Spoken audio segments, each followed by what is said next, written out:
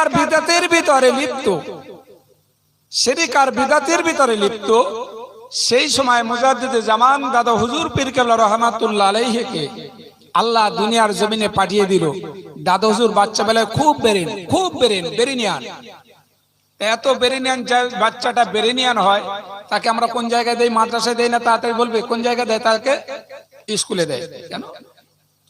সে ইংরেজি বলবে, সেটি ক্যাট, ক্যাট মানে বিড়াল বলবে না, ডিওজি ডগ, ডগ মানে কুকুর, বিশাল ইংরেজি বলে। আই হ্যাভ টু সিস্টার, আমার দুটো বোন আছে, এটা বলবে। বিশাল শিক্ষিত মানুষ, কলেজের প্রফেসর হবে, বাংলার মানুষের শিক্ষা দেবে, বিশাল। দাদা হুজুর পীর কেবলা রহমাতুল্লাহ আলাইহি উনি খুব বেরিনিয়ান মেধা ছাত্র ছিলেন। ওনার মা বলল, ওনার মার নাম মহাব্বতুন নেসা, দাদা হুজুরের মার নাম কি? মহাব্বতুন নেসা। ওনার মা বললো স্কুলে যাক, ইংরেজি শিখবে। উনি স্কুলে পাঠিয়ে দিলেন। তা দাদা হুজুর পীর কেবলা রহমাতুল্লাহ আলাইহি স্কুল থেকে চলে আসলো। স্কুল থেকে আসার পরে মার কাছে শুয়ে আছে। গভীর রজনীতে দাদা হুজুর পীর কেবলা রহমাতুল্লাহ আলাইহির মা মহাব্বতুন নেসা স্বপ্ন দেখতেছে। কি দেখলো? স্বপ্ন দেখতেছে যে একটা লোক, তার নাম মোস্তফা মাদানী, দাদা হুজুরের সপ্তম পুরুষ, উনি একটা ছুরি নিয়ে দাদা হুজুরের বুকটা চিরে দিচ্ছে, এরম করে চিরতেছে। ওনার ভিতর থেকে নাড়ি ভুড়ি বার করতেছে। স্বপ্ন দেখি তো আমরা, দাদা হুজুরের মা স্বপ্ন দেখতেছে। স্বপ্ন দেখার পর উনি স্বপ্নের ভিতরে কাঁদতেছে। একটা ছেলেকে এইভাবে কাটে নাকি? আল্লাহ পাকের ওলি বান্দা দাদা হুজুর পীর কেবলা রহমাতুল্লাহ আলাইহির মা স্বপ্নের ভিতরে বললেন, ও আমার ওলিদ সাহেব, ওগো মোস্তফা মাদানী, আমার ছোট ছেলে, আমার ছেলে আবু বকর কি এমন অন্যায় করেছে, অপরাধ করেছে? আমার বাচ্চাটাকে তুমি কেন এভাবে বুকটা চিরে ফেললে?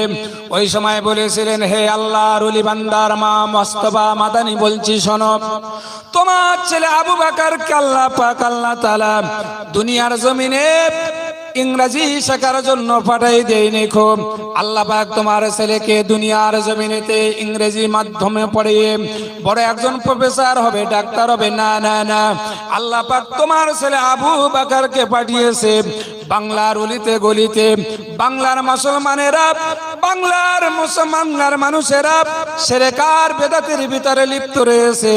ওদেরকে শিরক আর বেদাত থেকে ফিরিয়ে আল্লাহর পথে ফেরানোর জন্য আল্লাহ পাক, আল্লাহ তাআলা তোমার আবু বকরকে দুনিয়াতে পাঠিয়েছে। জোরে বলুন সুবহানাল্লাহ।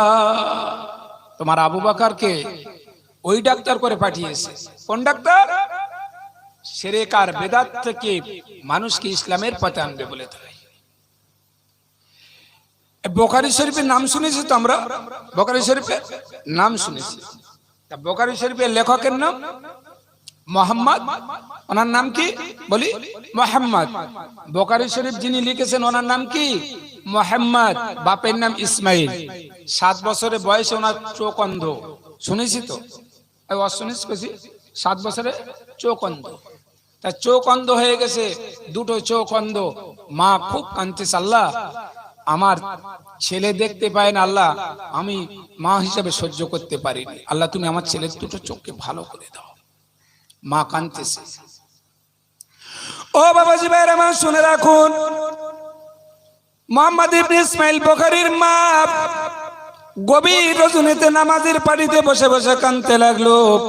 ও রব্বুল আলামিন, আল্লাহ আমার মোহাম্মদ ইবনে ইসমাইল বুখারী আমার বাচ্চা ছেলে, এর যদি দুটো চোখ অন্ধ হয়ে যায় আমি তার মা সহ্য করতে পারবো না। আল্লাহ আমার মোহাম্মদ ইবনে ইসমাইল বুখারীকে আল্লাহ তুমি দুটো চোখ ভালো করে দাও।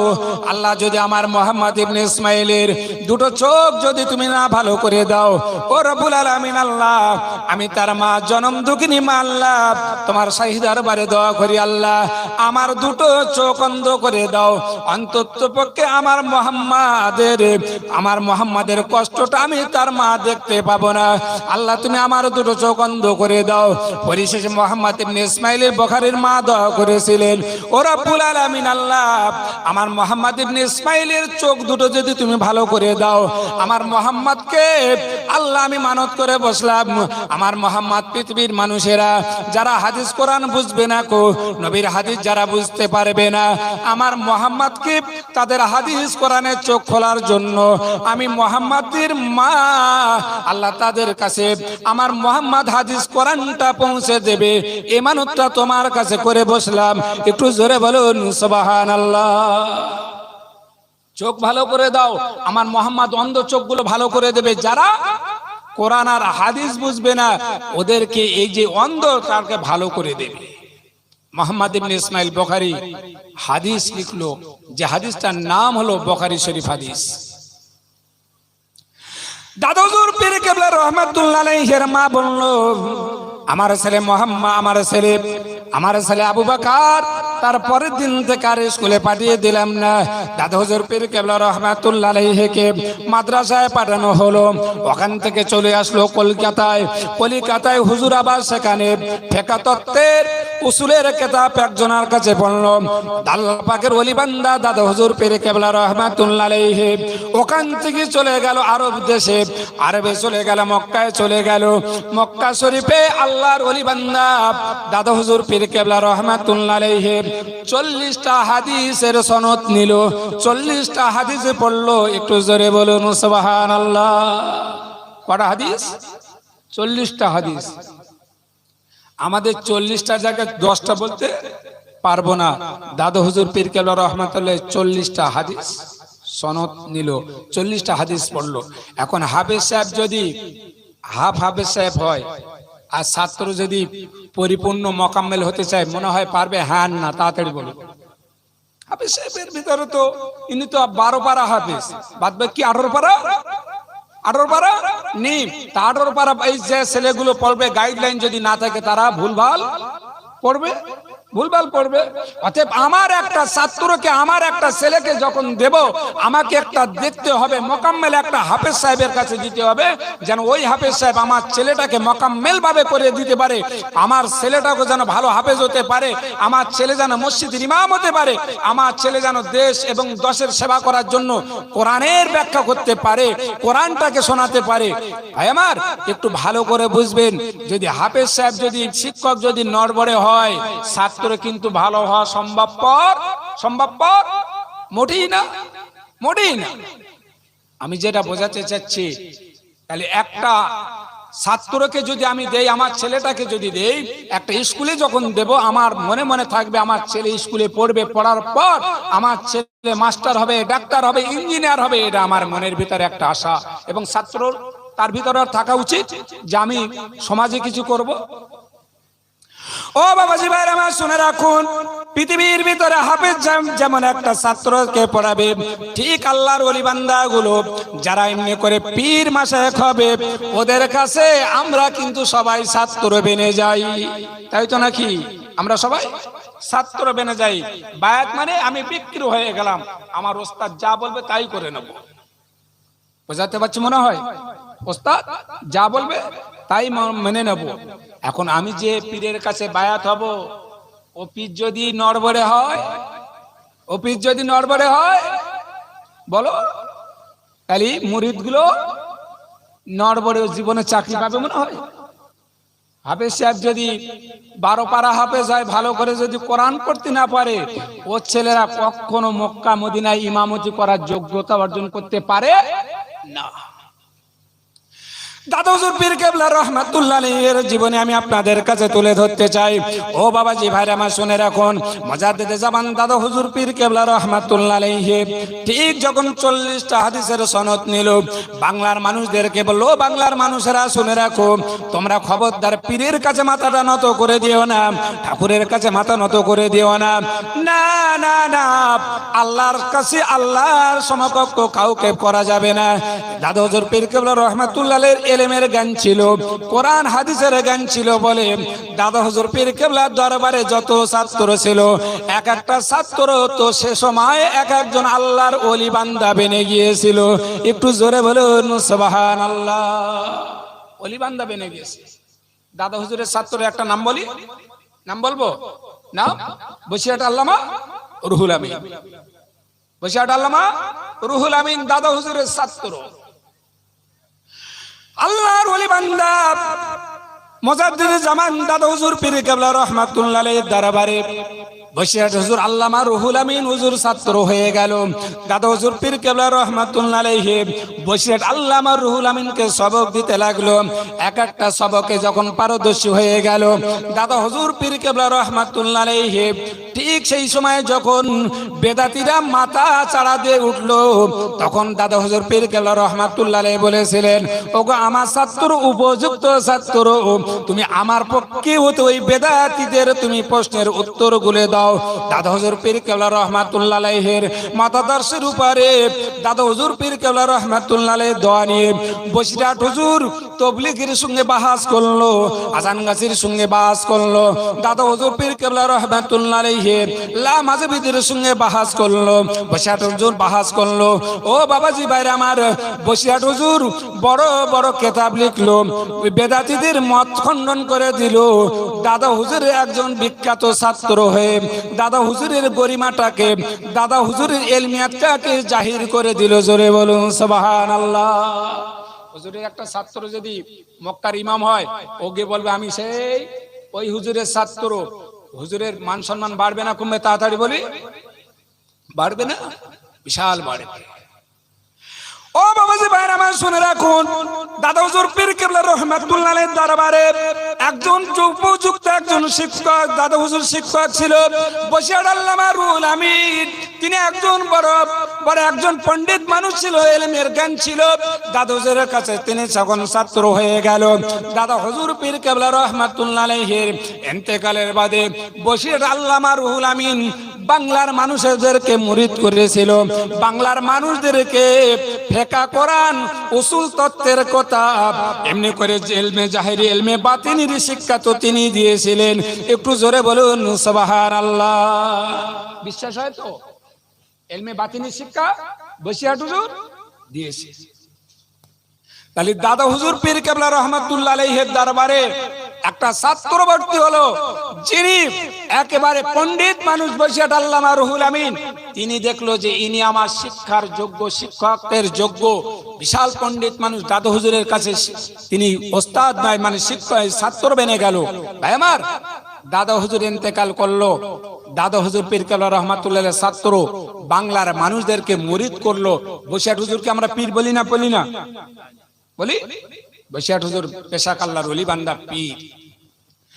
ঠিক এবারে দাদা হুজুর পীর কেবলা রাহমাতুল্লাহ আলাইহির ইন্তেকালের বাদ তার কলিজার টুকরা, মুজাদ্দিদ জামানের কলিজার টুকরা মুফতি আজম মেজদা হুজুর পীর কেবলা রাহমাতুল্লাহ আলাইহি, ইনি তো একজন বাংলার বিখ্যাত আল্লাহর ওলি বান্দা ছিল।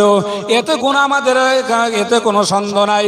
ও বাবাজি ভাইরা আমার, আল্লাহ পাকের ওলি বান্দা মুজাদ্দিদ জামান বলেছিলেন, আমার মেজ ছেলে আবু জাফর হলো ইলমের জাহাজ। জোরে বলুন সুবহানাল্লাহ।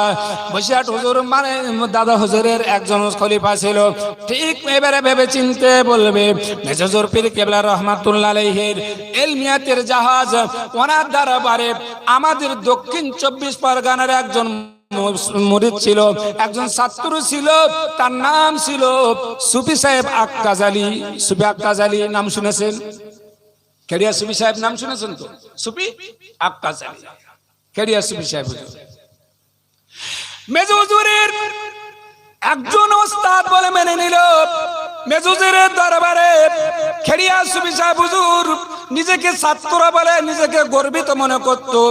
ওজরের ওস্তাদের কথাগুলো মেনে নিল। মেজ হুজুর পীর কেবলা রহমাতুল্লাহ আলাইহি ইন্তেকালের বাদে ঠিক তার ছাত্রকে হুকুম দিল, যাও বাবা সুফি আক্কাস আলী, তুমি বাবা এবারে তোমার কাজগুলো করো, আমার কাছ থেকে যা শিখেছো তুমি বাংলার মানুষের কাছে পৌঁছে দাও। ঠিক এরকম যখন বলে দিল সুফি, ঠিক আমাদের খেরিয়া সুফি সাহেব আক্কাস আলী হুজুর, তিনি তো অনেক মুরিদ করেছিলেন, তেনার অনেক মুরিদ রয়েছে, স্বয়ং আমার শ্বশুর, আমার দাদা শ্বশুর তো সুফি সাহেবের মুরিদ। বোঝাতে পেরেছি মনে হয়? শিক্ষকের কাছে থেকে তারা বড় বড় পণ্ডিত হয়ে তারাও শিক্ষকতা করেছে, শিক্ষকতা করেছে।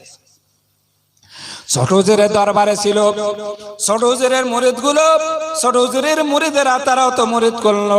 মেজ হুজুরের দরবারে ছিল, মেজ হুজুরের মুরিদরা পণ্ডিত্য অর্জন করলো। ও বাবাজি ভাই আমার, এবার একটু ভেবে চিনতে বলবে। আমি আপনাদের কাছে বোঝাতে চাচ্ছি যে কথায়, ঠিক এই জামানায় আমি যদি ভালো শিক্ষক না খুঁজে তার কাছে যদি মুরিদ হয়ে যাই, তাহলে মনে রাখতে হবে আমার শিক্ষকও জাহান্নামে যাবে, আমিও জাহান্নামে চলে যাব। আমি তার পাণ্ডিত্য দেখে নেব, আমার ওস্তাদ যিনি হবে তার কোরআন হাদিসের জ্ঞান কতটা রয়েছে, তার হাদিস আর কোরআনের উপরে তার কতটা দখল রয়েছে। তিনি যদি কোরআন আর হাদিসের উপরে দখল যদি না থাকে, ওনার কাছে মুরিদ হয়ে জান্নাতে যাওয়া আশা করা যায় না। বোঝাতে পেরেছি? কোরআন হাদিসের যদি জ্ঞান না থাকে, তার কাছে মুরিদ হয়ে জান্নাতে যাওয়া আশা করা যাবে না। যদি সুন্নাত তরিকার উপরে না থাকে, কোরআন হাদিসের জ্ঞান যদি না থাকে, তাড়াতাড়ি বলবেন একটা মানুষ ওযু করেছে, ওযু করার পরে পেঁদে ফেলেছে, ফের ওযু করলো, ফের পাঁদলো, ফের ওযু করলো, ফের পাঁদলো, তাড়াতাড়ি বলবেন ওর নামাজ এবার কি করবে? তাড়াতাড়ি বলুন, তাড়াতাড়ি তাড়াতাড়ি একটু বলি কি করবে? কোরআনের যদি না জ্ঞান থাকে, কোরআন হাদিসের যদি জ্ঞান না থাকে, উত্তর দেওয়াটা সম্ভবপর? উত্তর দেওয়া সম্ভবপর নয়। এখন মনে করুন হাফেজ সাহেব, পীর সাহেব, এখন হাফেজ সাহেবের কাছে বলতেছি হুজুর এরকম করতেছি, হুজুর বলতেছে নিদিন তুই যত পাদলিও তোর ওযু হবে না, তুই সবসময় ওই ওযু করতে হবে। তাড়াতাড়ি বলবেন একটা মেয়ের যে মাসিক হয় কদিন, কদিন লাগে তার সাথে? কমসে কম 3 দিন, আর বেশি উদ্দেশ্যমা হলো 10 দিন 10 রাত। বোঝাতে পেরেছি মনে হয়? নিম্ন সংখ্যা 3 দিন 3 রাত, উদ্দেশ্যমা 10 দিন 10 রাত। এখন একটা মেয়ে 10 দিন পরেও তার রেহেম দিয়ে রক্ত ঝরতেছে, হুজুরের কাছে বলছে হুজুর কি হবে, আমার বউটার তো এরকম হচ্ছে। হুজুর বলতেছে জীবনে তো নামাজ হবে না, ও যতক্ষণ না সারবে নামাজ হবে না, বলে দিল। এখন মুরিদ বলতেছে আমার পীর বলে দিয়েছে বাবা নামাজ হবে না, এবার তোর নামাজ পড়তে হবে না। চাচা, তুমি যে হুজুরের কাছে মুরিদ হচ্ছ, তার কোরআন হাদিসের দক্ষতাটা কত আছে তার তোমাকে পরীক্ষা করতে হবে।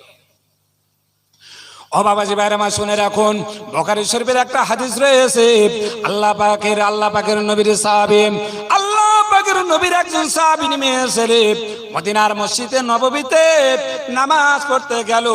আল্লাহ পাকের নবীর সাহাবী নেমে এসে নামাজ পড়তে গেল। উনি নামাজ পড়ার জন্য দাঁড়িয়ে গেল, নিচে একটা কাপড় বিছিয়ে দিল, উনি নামাজে দাঁড়িয়ে গেল, উপর থেকে টপ টপ করে রক্ত ওই কাপড়ে পড়তে লাগলো। ও বাবাজি ভাইরা আমার, তার মানে আমি বোঝাতে চাইলাম 10 দিন 10 রাতের পরে কোন মেয়েটার যদি রেহেম দিয়ে রক্ত ঝরে, ওটা তো রোগের কারণে, রোগের কারণে রক্ত ঝরলে ওই অবস্থায় তার নামাজ পড়তে হবে, নামাজে মাফ হবে না, নামাজ মাফ হবে না। এখন হুজুর যদি না জানে কি করবা? মুরিদের বিপদে ফেলে দিল না, ঠেলে দিল না? আর এক ওয়াক্ত নামাজ কাজা করে দিলে হুজুর না জানার কারণে, না জানার কারণে। আমি আপনাদের বোঝাতে চাইলাম, যিনি পীর হবে, পীরের যোগ্যতা অর্জন করতে যিনি যাবে, তাকে 1 নাম্বার হলো হাদিস কোরআন অগাধ পণ্ডিত্য অর্জন করতে হবে। হাদিস কোরআনের জ্ঞান অর্জন করার পরে তোমাকে লক্ষ্য রাখতে হবে সুন্নাত তরিকার উপরে থাকে কিনা। তুমি যখন মুরিদ হবে, তোমাকে লক্ষ্য রাখতে হবে আমার ওস্তাদ, আমি যে পীরের কাছে যাচ্ছি ওই পীরটা সুন্নাত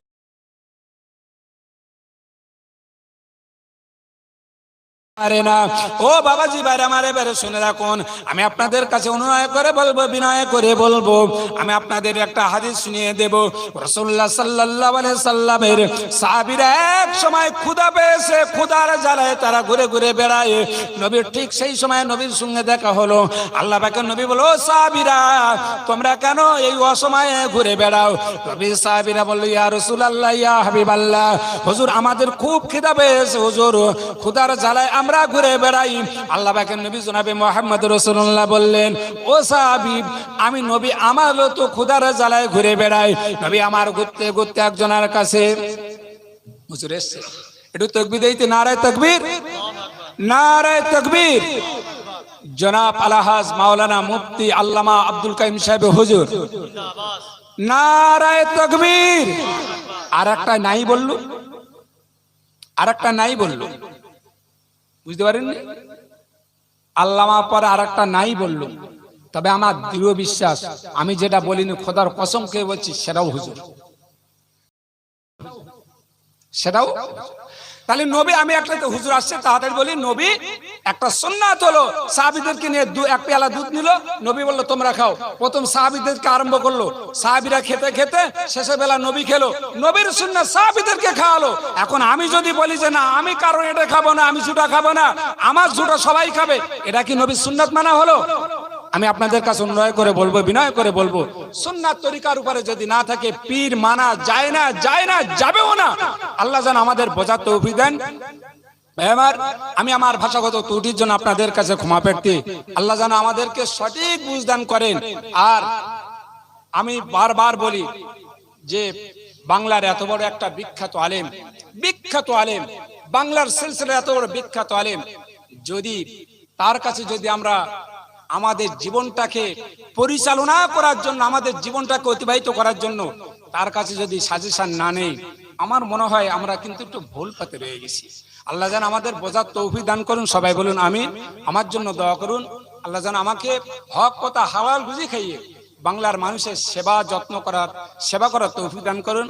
আল্লাহ যেন আমার যে আমি যে কর্মে ব্যস্ত আছি সেই কর্মটাকে সঠিকভাবে ডিউটি পালন করার তৌফিক দান। সবাই বলুন আমিন। ওমা আলাইনা ইল্লাল বালাগ। মুহাব্বতে দরুদ আল্লাহুম্মা